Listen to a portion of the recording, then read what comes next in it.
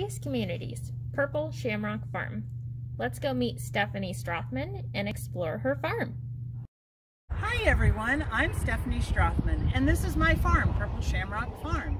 We have chickens and ducks and all kinds of fun things here on the farm that we're going to see today. So let's go take a look at the ducks. So we have ducks here on our farm. The ducks right now are living in our backyard, which is not ideal. I would rather not have them back here. They are one of our messiest creatures on the farm. You can see what they do to the ground. But they're constantly dabbling for things. Earthworms, small toads, different grass, different things like that. We have 7 ducks on our farm. Right here are those 2 right there. We've got a male and a female. They are a Rowan mix. Their names are Bert and Mary. And Bert, the male, is the one with the greenish head. Mary is the one with the more white head. And what you'll catch a glimpse of are the 4 white ducks that are around here. Those are Pekin ducks. Cool fact with ducks, female ducks are called hens. It's just like a female chicken. And male ducks are called drakes. So, easiest way to tell the difference between a drake and a hen, if you can't tell from the color, is to look at their tails. If they have a little curly cue, you probably got a male on your head. You got a drake. So aren't those ducks neat? They make me think of dogs with feathers. Now we're going to go down and take a look at the chickens, and we're going to meet some old friends and maybe meet some new ones as well. Come on. This was a hog barn, and in trying to figure out how to make a decent home for my 4 chickens that I started with, as you can see, that's kind of expanded. There's a thing called chicken math, which means that you basically don't know how many you end up with. But this was a hog barn, and I was looking inside the barn and things like that, and trying to figure out how to find a good home for my 4 chickens. And I grew up in the city, or grew up in town, so I was convinced that something was going to show up and eat my chickens the very first night they were here. So I had a little bit of overkill. I built the run around one of the entrances to the barn. When we go in there, you'll see that it used to be an old farrowing stall for swine here at the barn. And built that run to start. That's when I had 4 chickens. Then the next year, I think I had 10 chickens, 10 or 12 chickens. And I put a little bit of a fence around this outside run, and that was fine. And then the next year, it got even bigger, and I ended up with about 60 chickens. So, expanded the fence to the other barn. I'm really hopeful that the grass comes in this year. It did last year. Chickens can absolutely destroy the ground if they're given the chance. So I'm really hoping that grass comes in this year. But anyway, this is their home now, and it'll probably end up expanding from here. Who knows?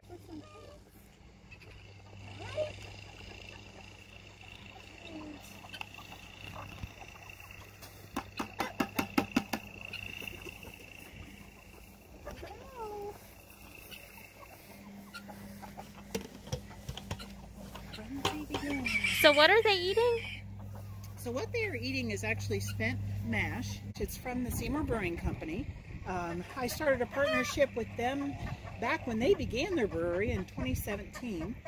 And the brewery, if they don't have a farm to give this to, they have to throw it in the landfill, and they have to account for that.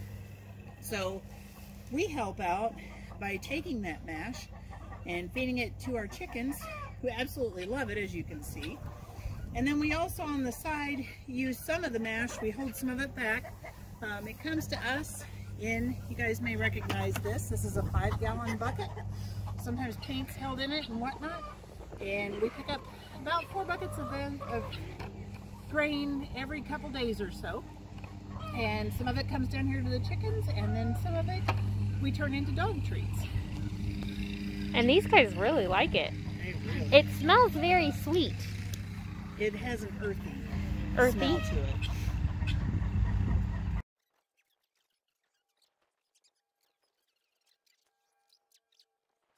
And these guys are egg laying. They are. So they're not meat chickens, they're for eggs. That's right.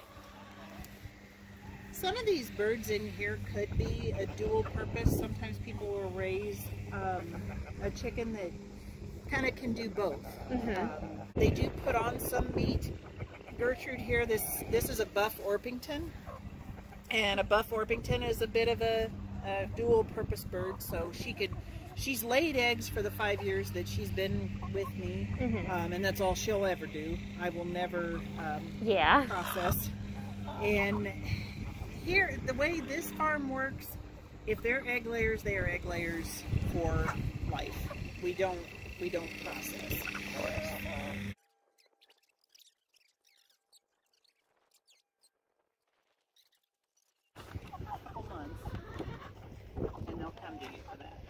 And what's in it? It is grubs, like fly larvae, and it's all dried, so it's not slimy or anything like that. It's sort of like potato chips. I'm not going to eat one, but they know. Some of them are brave enough to come up, and some of them aren't. That right there would be an Easter egger that's eating. An Easter egger? What does that mean? They lay, they can lay a variety of colors. Yep. Green, blue, pink. Here you go, guys. Want some more? Ouch. Chickens don't have the smoothest beaks. That beak was formed for one thing, and that is pecking at the ground to get things out of it. So when they peck at your hands, it almost feels like they're slurping in at the same time. It's kind of like they're sucking them through a straw. Yeah, you guys like all that good stuff. That's like stuff. Chickens like to lay eggs in random places too. You can provide the best nest box, the prettiest nest box, multiple nest boxes, and they will pick the most remote location to lay an egg. So sometimes, every day, I try to do a walkthrough in the chicken run here to find any wayward eggs that are just hanging out there.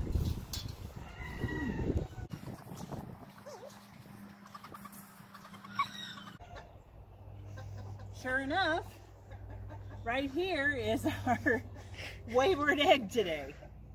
There's one chicken in the flock. She likes this area the best. And the only time she doesn't lay there is when it's raining. That makes sense. Do you know how many chickens you have right now? That's a really good question. I'm going to guess, I was talking about chicken math where you're not quite sure. I'm going to guess somewhere in the ballpark of about 60 right now. Okay. So here in a few weeks, what I like to do every year, I do a chicken roundup.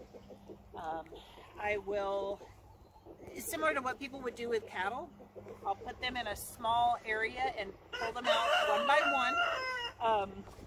Some of the chickens in here do have names. A lot of them don't.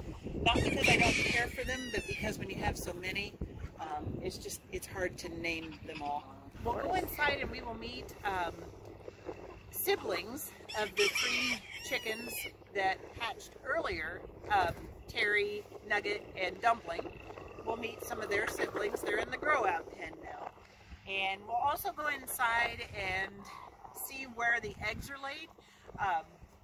You have to excuse it. It's a chicken coop right now. So, and we're kind of at the end of winter, beginning of spring. So normally this would be the time of the year where we're cleaning that and getting it all freshened up.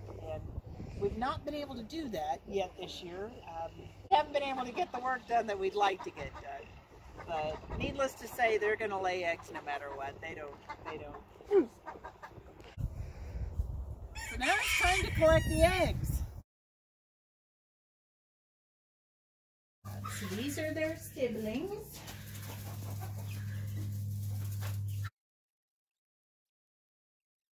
That one coming towards you right now is a silky cochin. Can you tell by the... Yes. Yep, and I know who her I think it's a she, who her parents are. It's actually, fun fact, probably, oh, we'll have to check him out. So she's a daughter of Finn, the library chick from So we'll go visit him. This is the messiest place on the farm right now, besides my backyard. So this is our large chicken coop. And fun fact, you use a metal kitty scoop to get the eggs out from places that you can't reach underneath. So you'll see over here, they have 5 nest boxes, and chickens don't lay eggs in each of them. They pick their favorites. So have a look at what we've got so far. Oh, you can tell those two at the end are very full compared to the other ones. Broody chickens aren't bad. It's just frustrating for collecting eggs. Yeah. Because then you have to move them out of the way. How often do you collect the eggs? I collect them once a day. And a lot of people will collect their eggs first thing in the morning.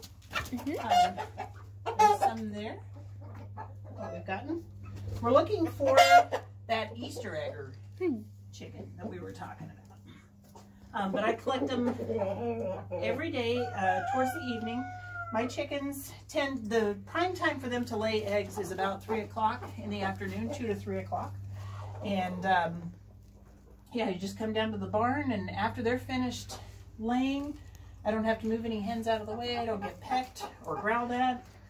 So often you'll hear people, talk about when they were growing up and they had chickens and they were afraid to stick their hands underneath the hens because they were going to get pecked. So there actually is a hen in this one nest box over here, so we'll probably get a little growling and maybe some pecking. But it's nothing to be scared of. She just doesn't like my hand under her. It's just part of the course.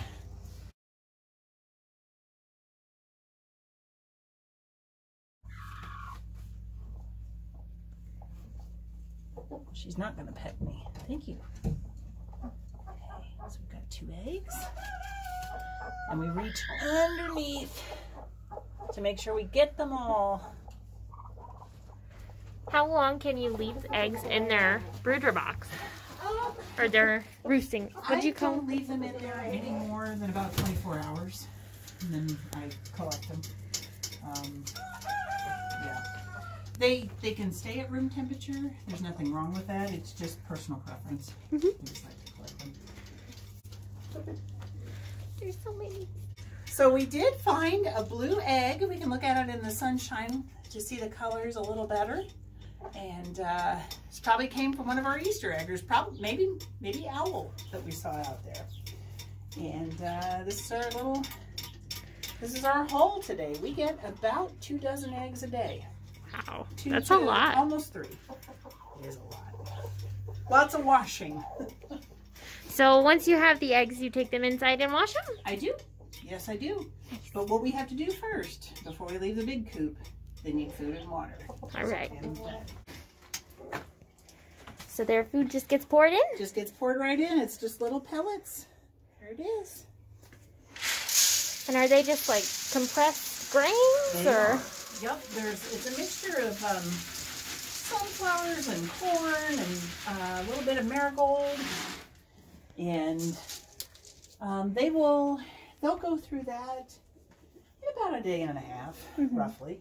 And then their water, they get fresh water every day. We fill it up in a galvanized heater, or galvanized water. What it's sitting on right now, like I said, we haven't had a chance yet to transition this into the summertime coop, but it's still sitting on a heater base. So in the wintertime, so it doesn't freeze. It doesn't freeze. The 2 birds that are up here, birds start roosting early evening. The top birds will get the prime spot for roosts, and so these 2 are getting to bed early. They want to make sure they get a good seat. Let's go see the little chickens. Excuse us. So let's give these little chickens some treats. And these are the size the ones that are, the chicks that are in there are going to be? That's right. They're so tiny. Now I want you to listen really closely when I put the treats down, because the roosters, you should be able to tell the roosters in this group pretty easily, but they'll make a noise. And that fence is electric. You hear that special noise? That's that rooster telling all the other chickens, especially the females, there's something good on the ground. And you'll see him pick it up and throw it back down. He's trying to get a female to get her attention. So this is a poultry fence, and it's electrified. And it's ran by a energizer. It's a solar energizer. We'll show you that as we come down here. If you know anything about electricity, you have your ground rod, and then your positive goes on the fence and it electrifies the wire.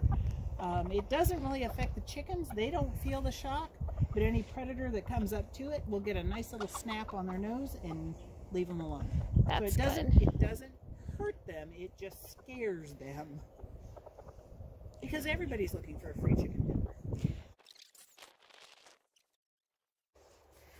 And we've got a special surprise. We weren't intending this, but we've had some hens that have decided to hatch some babies. So we're going to see today how many babies we've got. I saw one yesterday.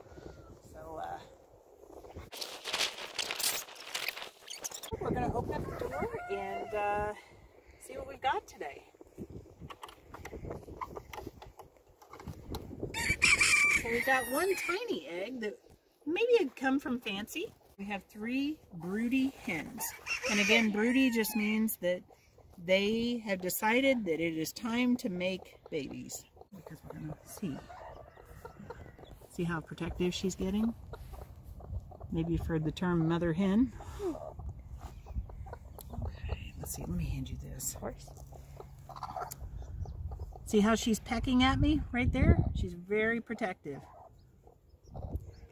You want to move her? Oh, there's a yellow one that hatched. Hi. Hi, little one. And is that one new for today? That is new. I get so excited. There's nothing, I'm a little biased, but I think there's nothing cuter than chicks with their mama. I just think it's adorable. Mama provides everything for the chick that incubator did. Mama knows the humidity, she knows the right temperature, she knows all of that. She's actually better than the incubator. Let's see what else we have. Oh! Oh! Hi! They've got everything. Mama will show them how to eat and how to drink. We'll show you that here in a second inside the hen house.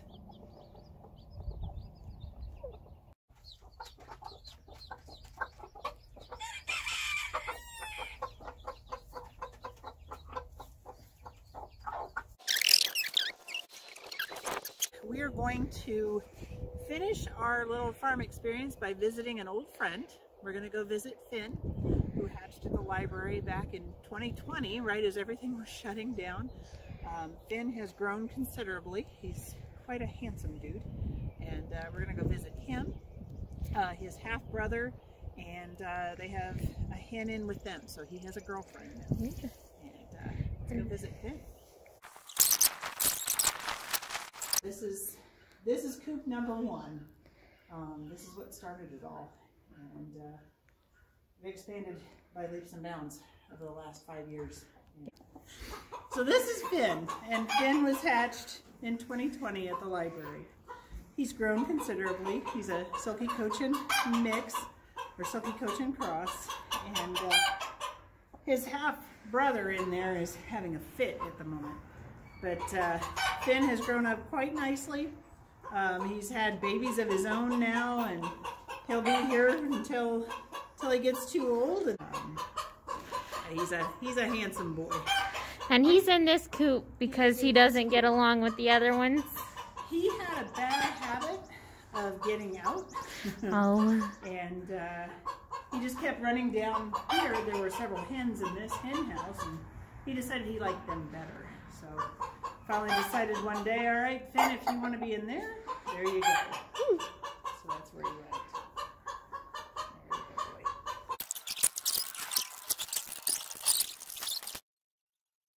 And when I built this chicken coop, again, even though I lived in town, I was convinced that a bear was going to get in here. So I had reinforced everything. And I've since become a little more lenient, a little more realistic with things. But, you know, and nothing, I was not good at measuring, so you just kind of eyeball everything. And so the latches and whatnot were because of that. And again, we're right in the middle, right before spring clean. They did not lay an egg in there today, but that is their little nest area. You have little brooder boxes and a little roost. Little heater. They have a radiant heater instead of a light. The only chickens that I use a light with are the baby chicks, and those are in the house. So here we have some Cornish cross chickens. Cornish cross are the type of birds that you would find in your restaurants. You guys have probably eaten them as chicken nuggets or, gosh, chicken breasts, you know, different things like that. And they are a larger breed bird. They grow a lot faster. These guys here are 2 weeks old. There's about 28 birds in here. And as you can see right now, they are gorging themselves on water and food. They eat nonstop. They do rest a little bit at night, but for the most part, that is their focus. So they will stay here in this pen until they're about 3 weeks old, and then we will move them outside and get them on pasture, on grass, and they will have access to fresh grass and bugs and all the fun things outside for the remaining 3 weeks, and at 6 weeks, we will go to freezer camp. Yeah, every day we do the tours. Every day, everybody's food and water gets checked, filled up if necessary. Eggs get collected. You check on the welfare of your animals. You want to make sure that everybody's healthy and happy, and take care of anything as it arises. And yeah. Yeah. Well, thank you for showing us your farm. Absolutely. Thank you so much for coming by and visiting. Yeah. We'll see you. Come back anytime. We'll see you at the farmer's market. All righty. Bye.